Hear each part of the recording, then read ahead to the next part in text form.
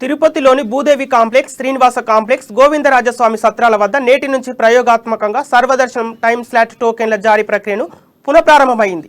ఉచిత సర్వదర్శన టోకెన్లు ఇవ్వడంతో పెద్ద ఎత్తున భక్తులు ఈ అవకాశాన్ని సద్వినియోగం చేసుకున్నారు. శని, ఆది, సోమవారాల్లో 25,000 టోకెన్లు, మిగతా రోజుల్లో రోజుకు 15,000 టోకెన్లు జారీ చేస్తారు.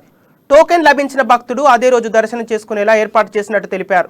3 ప్రాంతాల్లో 30 కౌంటర్ల ద్వారా టోకెన్లు జారీ చేస్తామని అధికారులు తెలిపారు. ఇక టోకెన్లు దొరకని భక్తులు నేరుగా తిరుమల చేరుకొని వైకుంఠ క్యూ కాంప్లెక్స్ 2 ద్వారా స్వామి వారి దర్శనాన్ని చేసుకుంటారు.